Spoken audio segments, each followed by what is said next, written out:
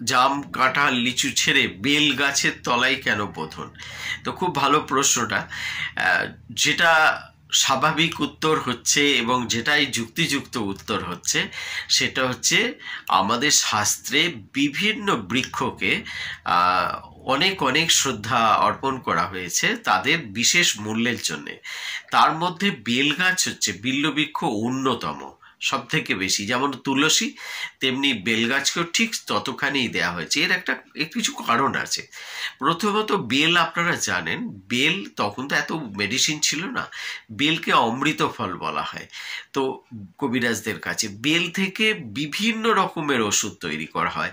এমনকি বেলের যে শক্ত খোলটা থাকে সেটাও বিভিন্ন কাজে ব্যবহার হতো তখন, মানে পাত্র হিসেবে।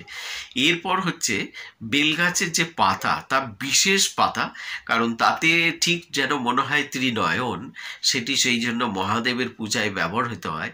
শুধু এটা নয়, ওই বেল পাতার ঔষধি মূল্যও যথেষ্ট।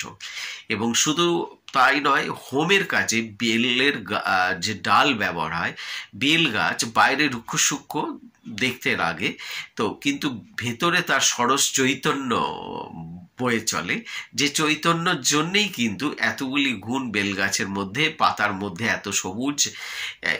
এর ছাড়াও যেটা রয়েছে সেটা হচ্ছে বেলগাছ কি খুব বেশি শুকনো করতে হয় না, মানে অল্প মানে শুকনো করেই কিন্তু তার হোমের কাজে ব্যবহার হয়। বেলগাছ হচ্ছে এমন একটি গাছ যার সারা গাছটার সমস্ত অংশ ব্যবহার করা